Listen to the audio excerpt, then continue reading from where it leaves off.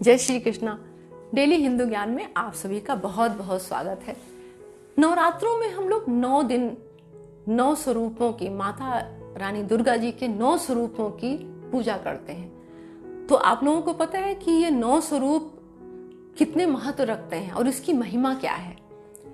तो आपको बताते हैं इसी के बारे में। आज पहला जो नवरात्र आता है वो माता शैलपुत्री, पहला नवरात्र शैलपुत्री जो है। तो शैलपुत्री, उनको शैलपुत्री इसलिए कहा जाता है क्योंकि वो हिमालय राज जो थे उनकी पुत्री थी, इसलिए उनको शैलपुत्री कहा जाता है। और इस दिन इनका जो भोग लगता है वो गाय का घी जो होता है उसका बना हुआ कुछ भी आप भोग बना सकते हैं और उसका भोग लगाते हैं। इसको ऐसा, उनको जो गाय का घी का भोग हम लोग लगाते हैं उससे उनसे हमें उनकी प्रसन्नता की प्राप्ति होती है और हमें बल और बुद्धि मिलती है। दूसरा नवरात्र ब्रह्मचारिणी, दूसरा नवरात्र ब्रह्मचारिणी देवी का जो है स्वरूप है। तो इनको ब्रह्मचारिणी क्यों कहा गया है? क्योंकि इन्होंने जो तपस्या किया था शिव जी को पाने के लिए, तो ब्रह्मचर्य का पालन करते हुए इन्होंने लगातार बड़ी कठिन तपस्या की थी, इसलिए इनको ब्रह्मचारिणी का नाम दिया गया है। ब्रह्मचारिणी जो देवी हैं वो बहुत जल्दी प्रसन्न होती हैं और इनकी प्रसन्नता की प्राप्ति के लिए हमें इनको जो भोग लगाना चाहिए वो शक्कर का भोग लगाना चाहिए। शक्कर का भोग लगाने से ये बहुत शीघ्र प्रसन्न होती हैं अपने भक्तों पर और उनको उनका मनचाहा वरदान जरूर देती हैं। तो इस तरह से हम इनको प्रसन्न कर सकते हैं। दूसरे नवरात्रे जो ब्रह्मचारिणी जी की देवी की पूजा होती है, इनको प्रसन्न करने के लिए हमें शक्कर का भोग लगाना है।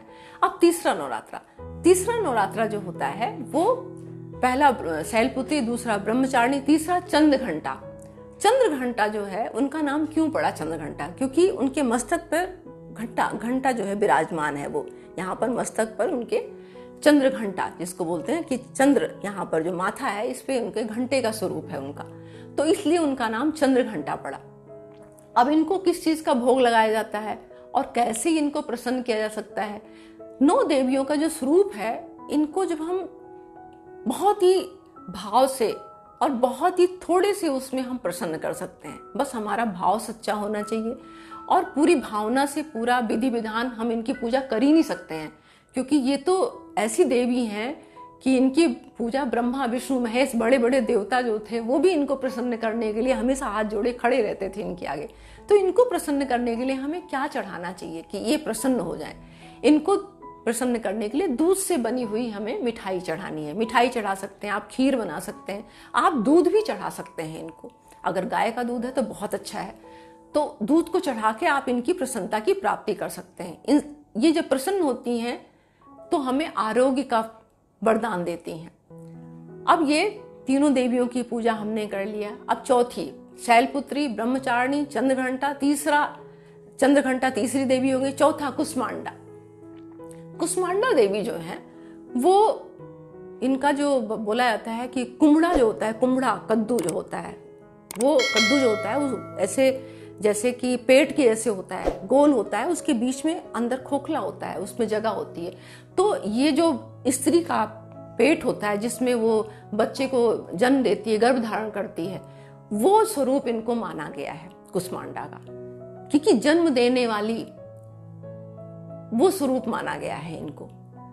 तो इनको प्रसन्न करने के लिए आप जो है किस चीज का भोग लगा सकते हैं, किस चीज से ये प्रसन्न होती हैं, जिसका भोग लगा के आप इनको प्रसन्न कर सकते हैं और इनकी प्रसन्नता आप शीघ्र से शीघ्र प्राप्त कर सकते हैं। आपको मालपुए का भोग लगाना है।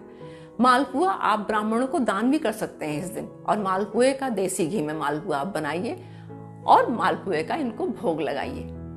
तो वो भोग जब आप लगाते हैं तो आपके घर में सुख, समृद्धि, खुशियां, धन धान्य सब कुछ इनकी कृपा से आपको प्राप्ति होगी उसकी। अब शैलपुत्री, ब्रह्मचारिणी, चंद्रघंटा, कुष्मांडा। अब पांचवा स्कंद माता। पांचवा स्वरूप जो इनका है वो स्कंद माता का है। आपको पता है कार्तिकेय जी हैं जो हैं, पार्वती के पुत्र कार्तिकेय जी, उनका एक नाम स्कंद भी है, तो इसलिए इनको स्कंद माता कहा जाता है। इनका जो स्वरूप है वो कार्तिकेय को गोद में लेके ऐसे बैठी हुई हैं। वो मतलब बच्चे को, जो माँ बच्चे को जिस स्वरूप में लेके गोद में प्यार से, बड़े ही प्रेम से लेके गोद में जब बैठती है पूरे वात्सल्य भाव से जो है, तो वो स्वरूप इनका है ये बहुत जल्दी प्रसन्न होती हैं। अपने बच्चों के लिए तो बहुत कुछ करने के लिए तैयार रहती हैं, क्योंकि एक माँ जो होती है वो हमेशा अपने बच्चे के लिए, उसकी सुरक्षा के लिए हमेशा सावधान रहती है, हमेशा चिंतित रहती है। तो ऐसी ये जो माता का स्वरूप है स्कंद माता, ये बहुत जल्दी अपने बच्चों पे प्रसन्न होती हैं। तो इनको किस चीज का भोग लगाना है? इनको केले का भोग लगाना है। केले का भोग आप जब इनको लगाएंगे तो माता रानी अपने बच्चों पे प्रसन्न होती हैं और उनको आयु की वृद्धि करती हैं। जिनकी संतान नहीं है उनको संतान देती हैं। संतान की प्राप्ति के लिए आप इनको केले का भोग लगा सकते हैं। 5वां स्कंद माता, छठा कात्यायनी। कात्यायनी देवी जो है, उनकी जो पार्वती थी, उन्होंने कात्यायनी ऋषि थे, उनकी पूजा आराधना, उनकी तपस्या की थी, इसलिए उनको कात्यायनी स्वरूप माना गया है, कात्यायनी का नाम दिया गया है उनको। अब इनको किस चीज का भोग लगता है, कैसे हम प्रसन्न कर सकते हैं?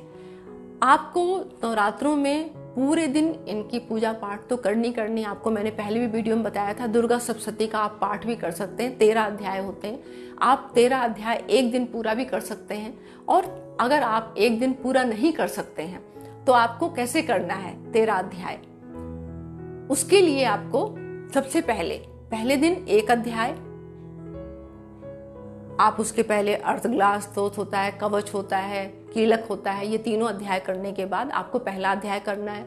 दूसरे नवरात्रे आपको 2 अध्याय करने हैं और तीसरे नवरात्रे जब आते हैं आपको तो 1 अध्याय करना है। उसके बाद चौथा नवरात्रा जब आता है तो 4 अध्याय करने हैं। और 5वां 1, 2, 1, 4 और 2 और 1, फिर 5वें में 2 करना है, छठे पे फिर 1 करना है और उसके बाद लास्ट में आपको 2।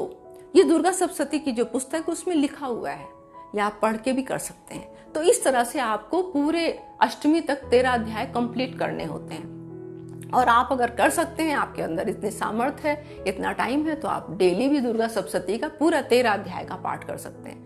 अगर नहीं कर सकते हैं तो लास्ट में उसमें सिद्ध कुंजका स्तोत्र दिया हुआ है, वो आप बिना अर्गला स्तोत्र और कीलक और ये सब कवच के बिना भी कर सकते हैं। उसको आप उसी को करते हैं तो पूरा आपको 13 अध्याय का फल मिलता है। तो इनको किस चीज का भोग लगाना है?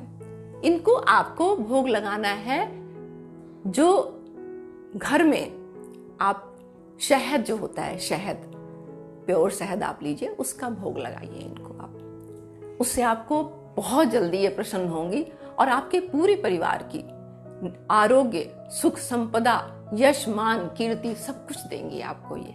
इनसे शहद चढ़ा के आप सब चीजों की प्राप्ति कर सकते हैं, धन की वृद्धि आपकी होगी। अब आपको इसके बाद 7वां रूप आपको बता दिया। इसके बाद अष्टमी, कात्यायनी और अष्टमी का जो होता है वो कालरात्रि। कालरात्रि जो है उसका स्वरूप इनका होता है। तो ये महागौरी जिसको बोलते हैं, आपको मैंने कितना बताया? पहला शैलपुत्री, दूसरा ब्रह्मचारिणी, तीसरा चंद्रघंटा, चौथा कुष्मांडा, 5वां स्कंद माता, छठा कात्यायनी, 7वां कालरात्रि। 7वां रूप जो है वो काली जी की पूजा है। आपने देखा होगा इनका स्वरूप जो है, काली मंदिर में जाइए, वहां देखिए जो बड़ा भयानक स्वरूप है इनका। बाल बिखरे हुए हैं और आंखें बिल्कुल लाल लाल हैं, जीभ बाहर को निकली हुई। काली जी को आपने सबने दर्शन किए होंगे, बड़ा भयानक स्वरूप है, क्योंकि इसी रूप में इन्होंने मर्दन किया था, मधुकैटभ को, इनको सबको मारा था, जो है जो शंभु निशंभु का वध किया था। तो शंभु निशंभु जो वध करने की जो इनका स्वरूप था वो काली जी का था, बड़ा भयानक स्वरूप है। तो इनकी पूजा आराधना करके आप शत्रुओं पे विजय प्राप्त कर सकते हैं। अगर आपका कोई मुकदमा चल रहा है, कोई लड़ाई झगड़ा या किसी से बहुत ज्यादा शत्रुता है, तो इनकी पूजा आप करिए। और इनकी पूजा आपको कैसे करनी है, किस चीज को चढ़ा के ये प्रसन्न होती है? इनको आप गुड़ चढ़ाइए। गुड़ चढ़ाने से बहुत जल्दी प्रसन्न होती हैं। अब इसके बाद महागौरी, जो 8वां रूप है वो महागौरी है। तो महागौरी नाम उनका कैसे पड़ा? क्योंकि महागौरी बड़ी गौर वर्ण की हैं, बहुत ही गोरी हैं, बहुत ज्यादा गौर वर्ण है उनका, इसलिए उनको महागौरी बोलते हैं। यानी कि जो बहुत गोरा है उसको महागौरी बोला जाता है। इनको प्रसन्न करने के लिए आप नारियल चढ़ाएं। अष्टमी वाले दिन आपको पता होगा कन्या बिठाते हैं तो नारियल हम लोग चढ़ाते हैं ना, नारियल का भोग लगाते हैं माता रानी को। तो अगर नवमी पूजते हैं तब भी आप उनको नारियल का भोग लगा सकते हैं। नारियल से वो बहुत जल्दी प्रसन्न होती हैं, नारियल का भोग लगाने से। और जब वो प्रसन्न होती हैं तो अपने भक्तों को अभय दान देती हैं। भय से मुक्ति, किसी तरह का भय है, डर है, परेशानी है, बीमारी है, इन सब चीजों से आपको भय से मुक्ति देती हैं। तो आप ये जरूर करिए। और नवमी सिद्धदाती, जो सिद्धदाती हैं वो अणिमा, गरिमा, लड़िमा, ऐसी जितनी सब सिद्धियां हैं, 9 सिद्धियां हैं, इस 9 सिद्धियों को देने वाली हैं। जो साधना की जाती है तो जो 9 सिद्धियां पहले, अब आजकल तो किसी को शायद इनकी जरूरत ना हो, लेकिन पहले के टाइम में जो साधक होते थे वो 9वें दिन उनको सिद्धियों की प्राप्ति होती थी। यानी जो भी आपने मंत्र 9 दिन जपे हैं उनकी सिद्धि हो जाती है। आपको वाक सिद्धि मिलती है, जो आप बोलते हैं वो पूरा हो जाता है। बहुत बड़ी बात है। तो आप वाक सिद्धि अगर प्राप्ति आपको होती है, इनको प्रसन्न करने के लिए हलवा पूरी, इसका सबका भोग लगता है। चने, हलवा पूरी जो नवरात्रों में कंजका जिमाते हैं तो हम लोग खिलाते हैं। तो ये है 9 दिन माता का कैसे भोग लगाएं, और उनकी महिमा के बारे में मैंने आपको बताया। ऐसी नई नई जानकारी के साथ मैं आपको आगे भी मिलती रहूंगी। आज मैं अपनी वाणी को यही विराम देती हूँ। मिलती हूँ एक नई वीडियो में नई जानकारी के साथ। तब तक के लिए नमस्कार।